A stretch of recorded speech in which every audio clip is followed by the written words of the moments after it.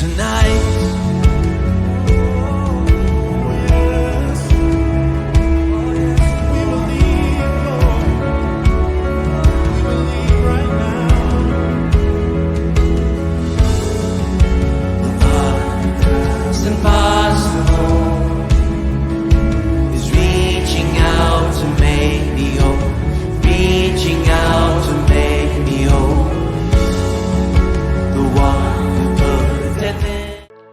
Shalom bien-aimés dans les Seigneurs, comme j'aime le dire, un nouveau jour, un jour durant lequel nous sommes appelés encore non seulement à louer Dieu, à l'écouter et à lui parler. Et j'aimerais en ce moment nous saluer, nous tous qui suivez cette réunion ou cette étude biblique, partout où vous êtes. J'aimerais vraiment vous saluer chaleureusement dans le nom de notre Seigneur et Sauveur Jésus-Christ. Nous les bénissons pour ces moments qu'il nous donne. Nous les bénissons parce qu'il nous aime et il veut nous enseigner. Depuis le mercredi passé, nous avons commencé un nouveau thème intitulé « Choisir la vie ou la mort » ou encore « La vie ou la mort, c'est à toi de choisir ». La peste ou Jésus-Christ, c'est toujours à toi de choisir. Et nous allons prier avant de relire notre texte de base. Seigneur, nous voulons te louer, bénir ton nom, toi qui nous donnes une nouvelle occasion dans ta présence. Nous prions pour que tu bénisses, Seigneur, mon Dieu, mon roi, ta parole. Bénis chaque personne qui suit cette parole en ce moment. Et surtout, Seigneur, ouvre notre entendement afin que nous puissions comprendre ces réalités et nous accrocher réellement à toi. Seigneur, s'il te plaît, permets que ton esprit puisse faire son œuvre dans chacune de nos vies et que cette parole puisse produire les effets pour lesquels toi tu l'envoies en ce moment. Merci, tu nous fais à nous tous du bien et tu permets que nous ne soyons que des instruments inutiles entre tes saintes mains et que ces moments servent à ta gloire et à l'avancement de ton œuvre dans chacune de nos vies. Au nom de Jésus, Amen. Comme je le disais, notre thème c'est la vie ou la mort, à toi de choisir, à nous de choisir. Nous allons ouvrir nos Bibles dans Deutéronome chapitre 30 et nous lirons les versets 19 et 20. Notre passage de base, la Bible dit « J'en prends aujourd'hui à témoin contre vous les ciels et la terre. J'ai mis devant toi la vie et la mort, la bénédiction et la malédiction. Choisis la vie. Pourquoi? Afin que tu vives, toi et ta postérité, pour aimer l'Éternel, ton Dieu, pour obéir à sa voix et pour t'attacher à lui. Car de cela dépendent ta vie et la prolongation de tes jours. Et c'est ainsi que tu pourras demeurer dans les pays que l'Éternel a juré de donner à tes pères, Abraham, Isaac et Jacob. » Une deuxième lecture dans 1 Chronique chapitre 21 et nous lirons juste le verset 14 à 16. 1 Chronique 21, la Bible dit « L'Éternel envoya la peste en Israël et il tomba 70 000 hommes d'Israël. Dieu envoya un ange à Jérusalem pour la détruire. Et comme il la détruisait, l'Éternel regarda et se repentit de ses mal. Et il dit à l'ange qui détruisait, « Assez, retire maintenant ta main. » L'ange de l'Éternel se tenait près de l'aire d'Ornan, les Jébusiens. David leva les yeux et vit l'ange de l'Éternel se tenant entre la terre et le ciel et ayant à la main son épée nue, tournée contre Jérusalem. Alors David et les anciens, couverts de sacs, tombèrent sur leur visage. Oui, en effet, nous sommes en train de vivre un moment de l'histoire assez difficile. Tout le monde est pratiquement dérangé par ces virus. Tout le monde est en train de chercher comment s'en sortir. Et nous sommes en train de voir depuis mercredi passé, qu'est-ce que Dieu dit. Parce que Dieu nous avertit toujours. Dieu nous parle. Pour dire telle période, telle situation, il y aura. Dieu nous avertit. Et c'est comme ça que nous sommes en train de chercher dans la Bible. Nous voulons comprendre c'est quoi cette peste que nous vivons aujourd'hui. Pourquoi?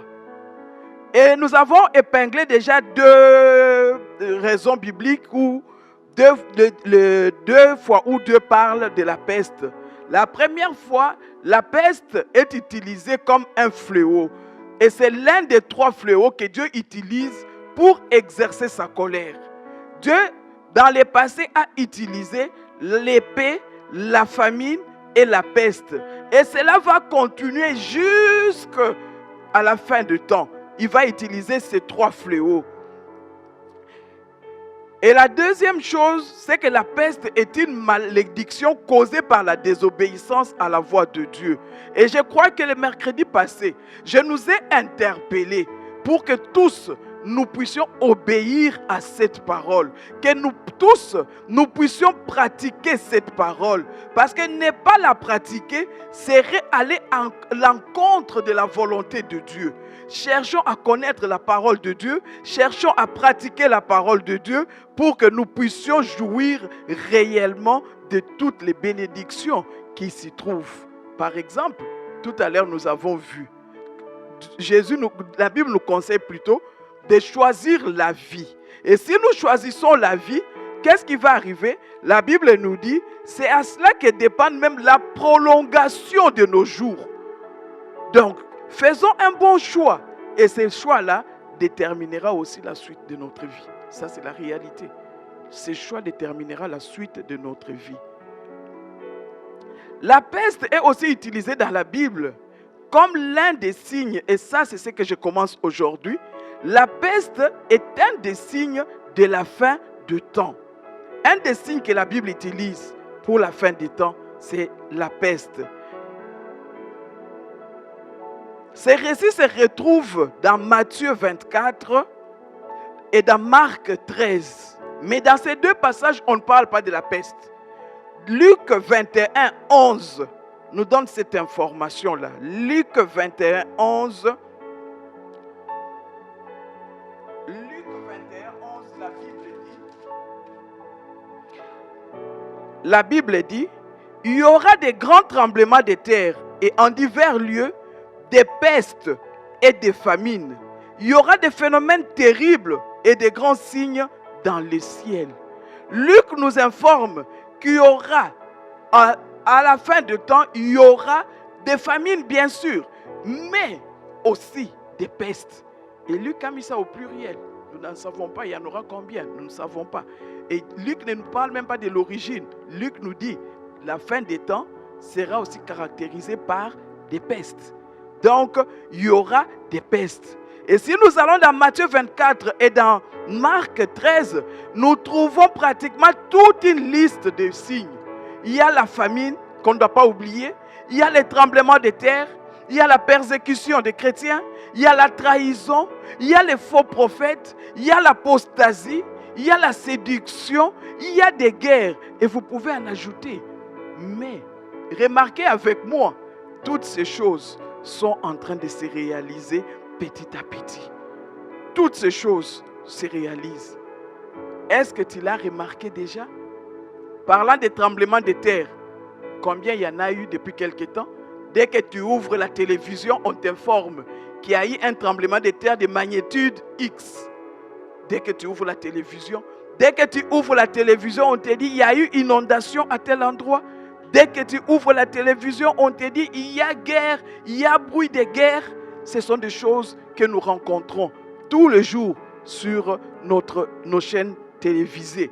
Mes frères et sœurs, il est plus que grand temps que nous puissions réellement ouvrir les yeux et savoir que nous tendons lentement mais sûrement vers la fin des temps. Ne nous laissons pas distraire par les illusions. Il y a une histoire de la Bible que j'ai aimée, je me suis dit je vais partager avec vous. Une histoire que j'ai aimée et c'est dans 1 Samuel chapitre 4. 1 Samuel chapitre 4. L'histoire d'Élie, des fils d'Élie. 1 Samuel chapitre 4. Et je vais juste prendre les versets à partir du verset 5. Normalement, il faut aller jusqu'au verset 10. 1 Samuel chapitre 4, la Bible dit. Excusez-moi. La Bible dit. Lorsque l'arche d'alliance de l'Éternel entra dans les camps, tout Israël poussa des grands cris de joie. et la terre en fut ébranlée. Imaginez la suite. Les retentissements de ces cris furent entendus des Philistins et ils dirent, que signifient ces grands cris qui retentissent dans les camps des Hébreux? Et ils apprirent que l'arche de l'Éternel était arrivée au camp. Les Philistins eurent peur parce qu'ils crurent que Dieu était venu dans les camps. Malheur à nous, dirent-ils, car il n'en a pas été ainsi jusqu'à présent. Et ils ont eu peur. Mais au 10, les Philistins livrèrent bataille et Israël fut battu. L'illusion. Ce n'est pas la présence de l'arche de Dieu qui fait quelque chose. C'est toi, la crainte de Dieu, la marche que tu as vis-à-vis de ces dieux qui fera que Dieu en toi puisse faire quelque chose. Ce n'est pas l'arche. Au jour d'aujourd'hui, il y a certaines personnes qui disent même, prends ta Bible, pose ça comme oreiller, pose ta tête. Non, ce n'est pas ça qui fait quelque chose. C'est la présence de Dieu en toi. Quelle est la place que tu lui donnes dans ta vie? C'est ça qui fera quelque chose. Nous sommes appelés, bien-aimés dans le Seigneur, à veiller. Nous sommes appelés à veiller. Nous devons faire très, très attention. Ne pas tomber dans l'illusion et ne pas aussi nous tromper nous-mêmes. Dans Matthieu 24, la Bible de 24, 37 à 39, la Bible dit, du temps de Noé, les hommes mangeaient, buvaient, fêtaient, mariaient et mariaient même leurs enfants. C'est-à-dire c'était la vie tout à fait normale. Mais Noé était en train de construire l'arche au vu et au su de tout le monde. Mais néanmoins, et ils sont restés en train de fêter, en train de mener une vie tout à fait normale. Et Noé était en train de se préparer parce que Noé savait qu'il y aura un déluge. J'ose croire que tous les enfants de Dieu savent qu'il y aura une fin. Oui, la réalité, c'est qu'il y aura une fin. Et cette fin-là, j'aimerais rassurer mes bien-aimés.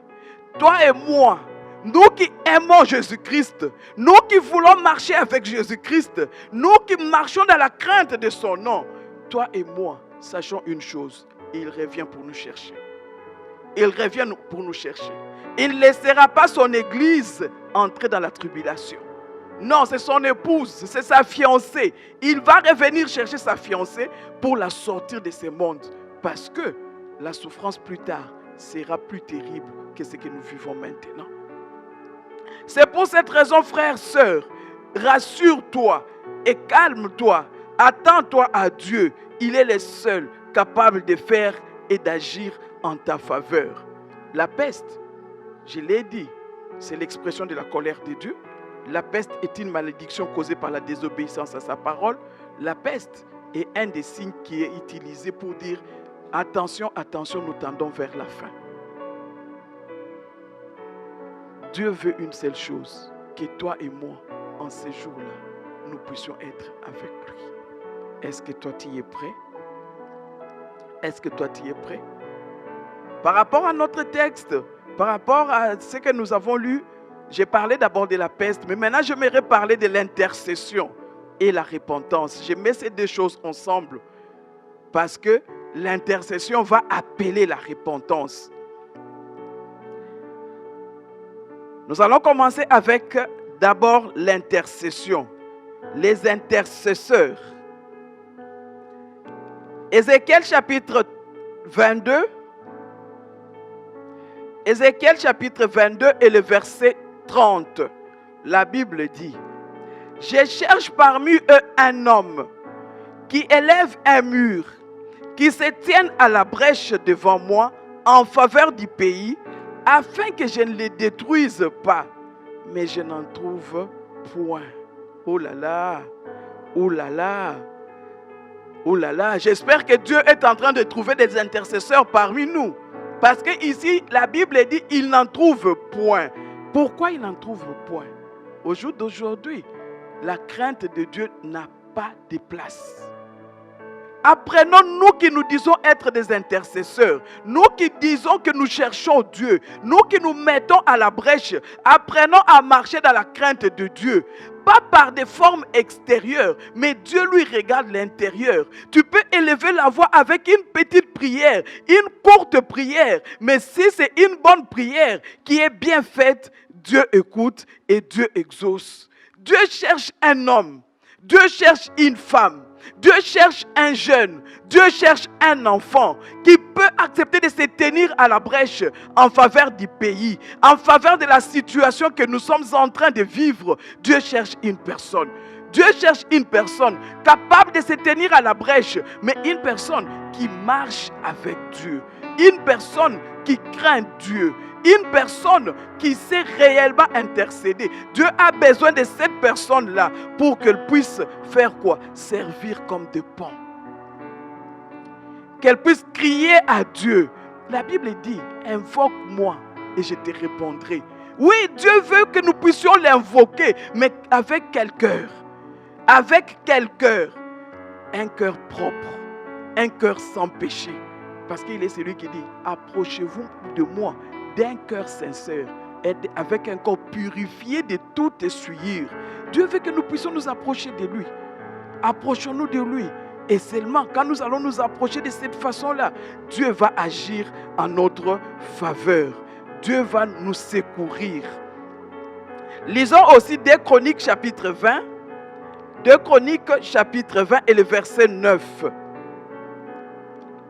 2 Chroniques chapitre 20, le verset 9, la Bible dit, s'il nous survient quelque calamité, oh là là, l'épée, les jugements, la peste ou la famine, nous nous présenterons devant cette maison et devant toi, car ton nom est dans cette maison. Nous crierons à toi du sein de notre détresse et tu nous exauceras et tu sauveras. Oh bien-aimé, bien-aimé, nous sommes devant une situation où nous qui nous disons être des intercesseurs, nous devons nous lever, appeler Dieu au secours, crier à Dieu afin que cette plaie s'arrête.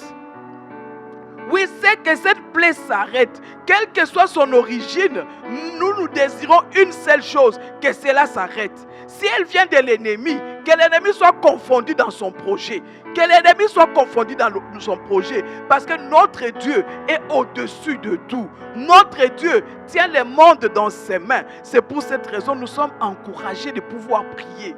Nous sommes encouragés. Nous n'avons pas besoin d'être là où il y a la situation. Mais même de loin, nous pouvons prier. Néhémie 1,4 que vous pourrez lire. Vous allez voir.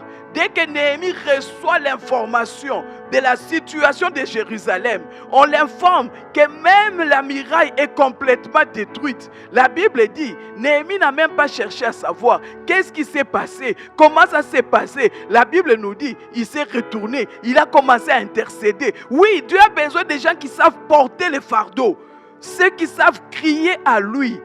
Mais en ce jour, y a-t-il quelqu'un qui peut s'élever de cette façon-là? Y a-t-il quelqu'un? Y a-t-il quelqu'un? Dieu a besoin des gens qui s'élèvent, de ceux qui pourront crier à lui. C'est pourquoi Job 33, verset 23, la Bible dit, mais s'il se trouve pour lui un ange intercesseur, un seul, Dieu n'a même pas besoin de beaucoup, un seul, un d'entre les 1000. Vous pouvez continuer la lecture. Un seul ange. S'il se trouve seulement quelqu'un, une seule personne qui peut s'élever et intercéder en faveur du peuple de Dieu, en faveur du pays, oh bien-aimé, Dieu va agir. Dieu va agir. Et je suis plus que sûr que pendant ces jours, plusieurs personnes sont en train de prier pour notre pays. Plusieurs personnes sont en train de prier pour le monde. Mais la réalité, c'est que Dieu écoute les prières. Que personne ne te trompe. J'aimerais t'encourager. J'aimerais nous encourager à pouvoir prier réellement pendant cette période. La Bible nous donne plusieurs exemples de gens qui ont eu à prier. Nous avons par exemple dans Genèse chapitre 18, à partir du verset 16, nous avons Abraham qui intercède pour Lot, son neveu. Et la Bible nous montre comment Dieu a exaucé. C'est-à-dire Dieu n'est pas indifférent à nos cris. Il écoute et il répond. Nous voyons Jésus intercéder pour l'équipe qu'il avait à cette époque et l'équipe à venir. Nous avons cela dans Jean chapitre 17. Donc, Dieu écoute et exauce les prières. Nous avons aussi Paul qui prie pour les Éphésiens, dans Éphésiens chapitre 3 par exemple. Donc, tout ça, ce sont des exemples pour nous montrer que lorsque nous nous levons, lorsque nous prions, faisons-lui confiance. Faisons-lui confiance. Il a dit, portez les fardeaux les uns des autres. Galates 6, 2. Et puisqu'il l'a dit, lui-même qui a dit, il écoute et il répond. C'est lui qui les fait, ce n'est pas à nous. Mais en même temps que nous, intercesseurs, nous nous levons de ce côté, en même temps, nous prions pour que toutes les personnes qui ne connaissent pas Dieu se répandent. Qui va aimer? Parce que la réalité, c'est quoi? Si la peste entre dans un pays, elle ne va peut-être pas te toucher toi, parce que Dieu t'a protégé, mais elle peut toucher quelqu'un de ta famille. Donc, c'est-à-dire que tu vas souffrir aussi avec la personne. C'est pour cette raison-là que nous intercédons. Et en intercédant, nous prions pour que Dieu touche les cœurs, afin que plusieurs personnes puissent vraiment vivre l'expérience avec Christ. Parce que Dieu ne désire pas la mort des pécheurs. Non, Dieu ne le désire pas. Il veut que tout le monde se répande et que tout le monde arrive à sa connaissance. Dieu a ce désir-là. Une repentance vraie. Pas ce que nous vivons dans nos églises au jour d'aujourd'hui. Non, au jour d'aujourd'hui particulièrement, une des meilleures protections, c'est aussi de vivre en harmonie avec Dieu, en passant par une vraie repentance. Combien de personnes au jour d'aujourd'hui n'obéissent pas à la parole de Dieu? Mais si tu poses la question, il faut dire je suis chrétien. Combien? Il y en a plusieurs. Il y a plusieurs personnes qui ont dilué aussi la parole de Dieu. Mais la repentance, c'est-à-dire j'ai dit non à toutes ces mauvaises choses-là que je faisais pour me tourner maintenant vers la parole de Christ, marcher avec Christ. La repentance, c'est abandonner tout ce qui n'est pas de Dieu et venir maintenant au Seigneur pour que Dieu puisse m'aider dans ma nouvelle marche. Combien de personnes ont besoin de se repentir? Combien de personnes ont besoin de se repentir? Frères, sœurs, Dieu nous aime tellement, c'est pourquoi il ne cesse de nous parler. Dieu nous aime. Vous savez, quand on parle de la repentance comme ça, des fois les gens, on peut trouver, non mais moi je suis. Oui, mais si nous entrons dans les détails, on va trouver qu'il y a beaucoup de gens qui ont besoin de se repentir. Beaucoup. Je vais prendre un exemple terre à terre. Un exemple tout à fait simple. Lorsque nous retournons dans les 10 commandements, ces 10 commandements, c'est la base même de la loi qu'on utilise dans ce monde. Les 10 commandements, c'est la base même de l'éthique dans tous les domaines pratiquement de la vie. Mais maintenant, ces 10 commandements-là, vous pouvez les rattacher facilement. Les 10 commandements, c'est dans Exode chapitre 20, à partir du verset 1 jusqu'au verset 17. Mais maintenant, tu peux rattacher ça facilement avec Matthieu, chapitre 22, les versets 37 à 39. Alors, Matthieu nous donne 2 commandements. La Bible parle de 2 grands commandements. Mais maintenant, de l'autre côté, nous en avons 10. Les tout premiers commandements dans Matthieu, qui est d'aimer Dieu, est rattaché aux 4 premiers commandements dans Exode. Et le deuxième commandement dans Matthieu est rattaché aux 6 autres. Remarquez avec moi, si toi tu ne peux pas aimer Dieu, si toi tu ne peux pas obéir à Dieu que tu ne vois pas, Dieu qui te dit ceci, ce que tu fais aux hommes, c'est à moi que tu les fais. Si tu ne peux pas les faire, dis-moi, est-ce que tu peux faire autre chose? Quand nous prenons seulement les 10 commandements là, nous prenons la deuxième partie, aimer l'autre comme soi-même. J'essaie de regarder combien de fois nous convoitons, combien de fois nous envions les biens de l'autre, combien de fois nous jalousons, combien de fois nous nous arrêtons à faire des choses qui sont contraires à la parole de Dieu. Essaye d'analyser ces commandements, essaye de voir ta vie. Combien de fois? Oh, même l'exemple de tu ne voleras pas, ou tu ne déroberas pas selon certaines versions. Si tu prends seulement ça, voler c'est quoi? C'est prendre ce qui est à autrui. Et là, on nous dit prendre ce qui est à autrui. Ce n'est pas seulement l'argent, mais c'est tout. Tout. Tout. Ça peut être le temps, ça peut être le temps, ça peut être la femme ou le mari, ça peut être l'argent, ça peut être n'importe quoi que tu prends à l'insu de l'autre. Mais combien de fois nous profitons de la position de faiblesse de l'autre? Nous avons besoin de nous repentir. Nous avons besoin de revenir au pied de la croix pour dire Seigneur, pardonne-nous. Nous voulons marcher maintenant vraiment d'aplomb sur ta parole. Nous voulons marcher selon ta parole. Nous ne voulons plus retourner en arrière, mais nous voulons avancer avec toi. Nous voulons aller de l'avant avec toi. Que nous ne nous laissons pas distraire. Lisez Jérémie chapitre 7, 1 à 34. Combien les Israélites se sont trompés? Ils se sont livrés à des espérances trompeuses. Ils ont essayé de croire en eux-mêmes que nous sommes le peuple de Dieu. Oui, nous sommes le peuple de Dieu, mais nous ne vivons pas selon Dieu. D'où c'est impossible que Dieu puisse faire pour nous ce que lui doit faire. Vous voyez? Vous comprenez moi ce que je suis en train de vouloir dire? L'espérance trompeuse. Plusieurs chrétiens aujourd'hui vivent dans l'espérance trompeuse. Je suis de la bannière. J'ai pris à la bannière. Oui, notre pasteur s'appelle. Oui, notre tel s'appelle. Oui, d'accord. Mais ta relation avec Dieu importe plus que ta relation avec les pasteurs.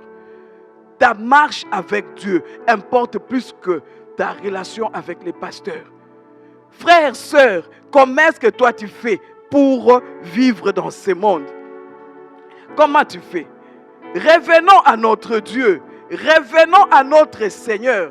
Il veut vivre, il veut plutôt que nous puissions marcher selon lui, que nous puissions vivre la bénédiction, parce que lui, il est l'Éternel Dieu qui nous bénit et il veut nous bénir de toutes sortes de bénédictions. Revenons à ces dieux. Revenons à ces dieux. Il veut agir pour nous. Revenons à lui. Et c'est comme ça que nous allons vivre une nouvelle expérience avec lui. C'est comme ça que nous allons jouir de ses bienfaits. Et c'est comme ça que lui va faire quoi? Il va nous soutenir. Il va nous soutenir. Il y a un texte que j'aimerais lire encore avec vous. Jérémie chapitre 3. Jérémie chapitre 3, le verset 11. La Bible dit, l'Éternel me dit, l'infidèle Israël paraît innocente.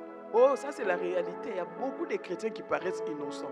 Quand tu regardes comme ça la réalité, tu dis, oh ça c'est un bon frère, ça c'est une bonne sœur. Mais Dieu connaît.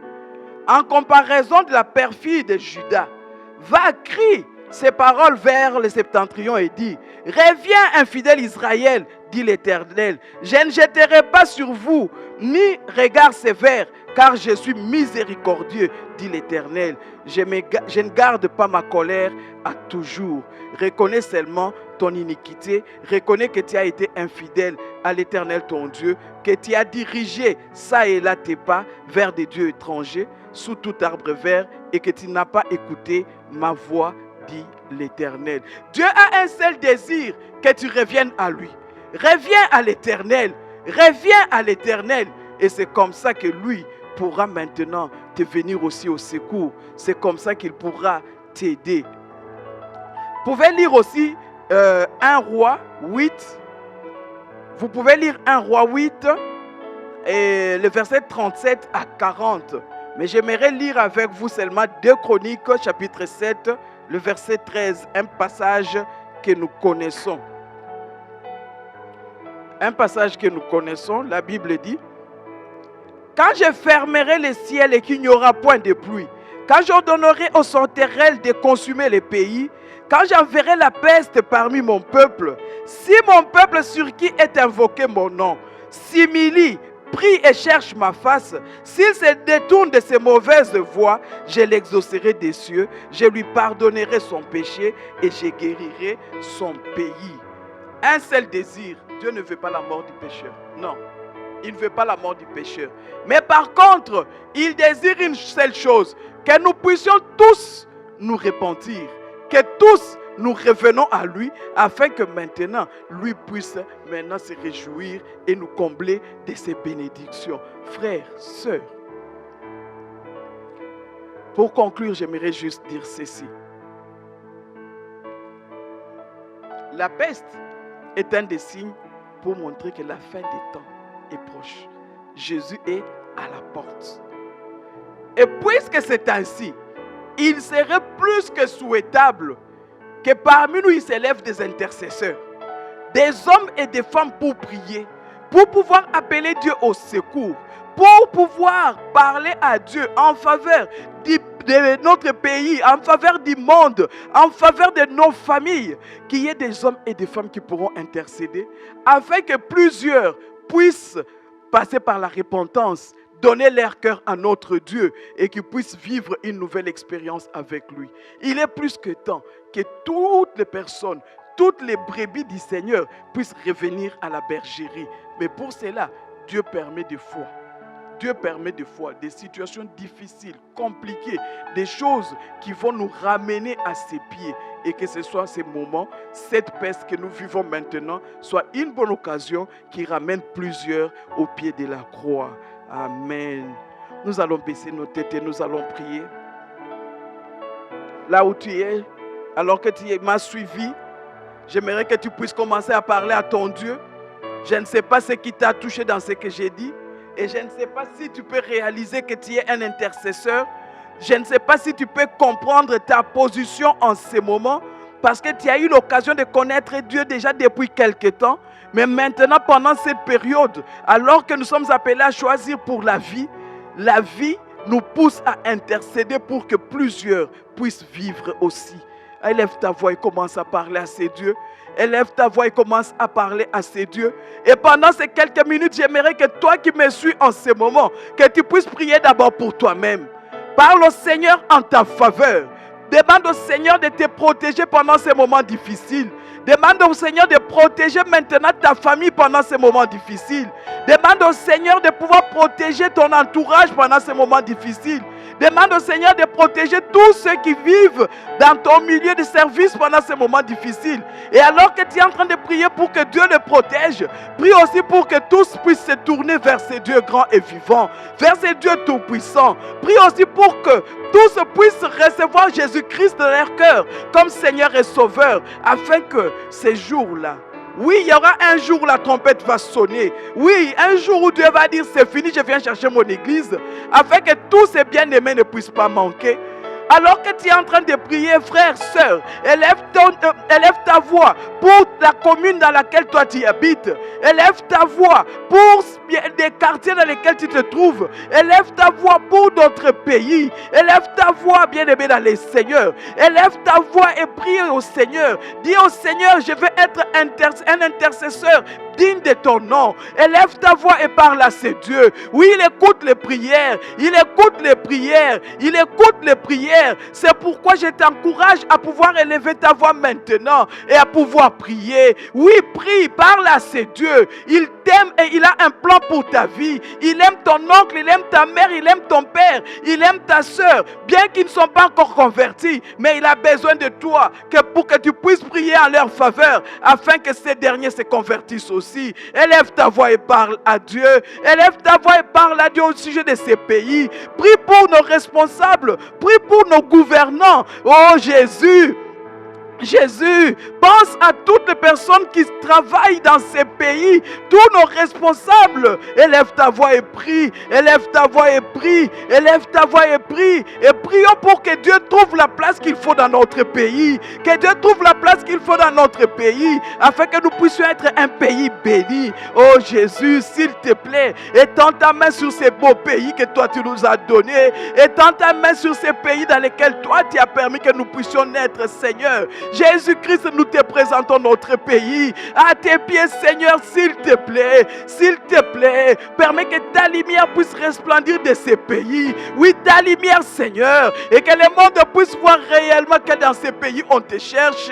Jésus, s'il te plaît, Jésus, s'il te plaît, prie pour que cette pandémie ne puisse pas se répandre dans ces pays, que les dieux des miracles permettent qu'elle s'arrête là où elle s'est arrêtée jusqu'aujourd'hui.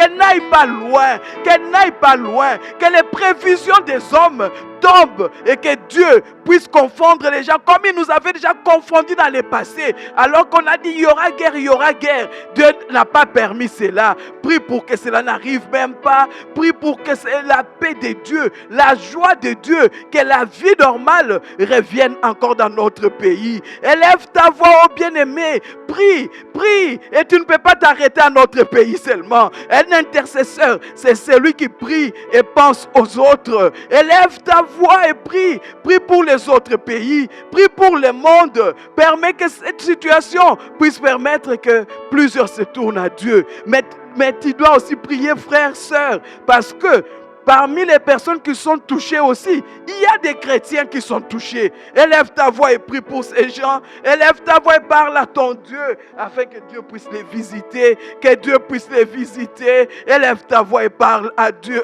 Oui, Dieu nous aime tellement. Dieu nous aime tellement. Il écoute nos prières parce qu'il est dit, invoque-moi dans la détresse et je te répondrai. Et même dans les passages que nous avons eu à lire, il a dit que si nous l'appelons au secours, si nous prions, lui écoute et répond à nos prières. C'est ce que nous sommes en train de faire au Seigneur. Nous avons un seul désir.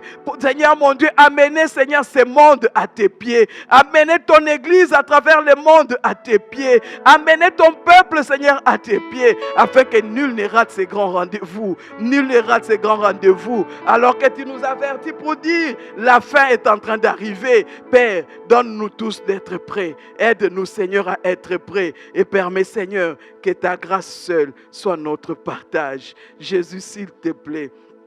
Jésus, s'il te plaît, merci pour, Seigneur mon Dieu, ta main puissante. Merci pour ton amour. Merci parce que toi, tu ne cesses de nous faire du bien, Seigneur mon Dieu. Et nous comptons sur toi. Nous comptons sur toi. Fortifie et bénis, Seigneur, chaque personne qui suit cet enseignement. Et permets, Seigneur, que chacun de nous puissions nous retrouver et que nos vies servent à ta gloire et à ta gloire seule. Merci, notre Dieu, au nom de Jésus. Au nom de Jésus. Merci Seigneur. Merci Seigneur. Amen. Amen. Gloire au Seigneur, nous sommes à la fin de cette étude biblique. En fait, pour aujourd'hui, nous vous remercions d'avoir suivi ces programmes. Mais permettez-nous de vous donner quelques communiqués. Le tout premier, c'est de vous encourager à continuer à suivre nos programmes. Continuez à suivre sur Facebook et sur www.labannière.net. C'est ça. Donc, www.labannière.net et CF La Bannière sur Facebook. Suivez ces programmes, Dieu vous bénira. Donc, chaque mercredi à 17h, vous avez notre étude biblique. Chaque vendredi à 17h aussi, vous avez l'intercession. Et le dimanche à 8h, vous aurez un grand culte. Et Dieu vous bénira si vous continuez à suivre ces programmes. N'hésitez pas d'envoyer vos dons à notre numéro M-Pesa que nous vous avons déjà communiqué. Et si vous le désirez, demandez-le nous sur notre site. Nous allons le placer aussi. Comme ça, nous garderons contact et que Dieu vous bénisse. Voilà, j'ai failli oublier. Vous avez des besoins, des prières. N'hésitez pas d'envoyer ces requêtes, ces sujets de prière. Écrivez-nous. Il y a un réseau de prières que nous mettons en place pour pouvoir prier pour tous ces besoins-là. Pas seulement les requêtes, mais aussi les actions de grâce. Donc les témoignages. Dieu vous a béni. Communiquez-nous. Nous allons nous réjouir avec vous. Parce qu'elle veut dire réjouissez-vous avec ceux qui se réjouissent. Nous allons nous réjouir et nous bénirons le Seigneur ensemble. Soyez bénis. Le rendez-vous est pris pour ce vendredi à 17h. Soyez bénis.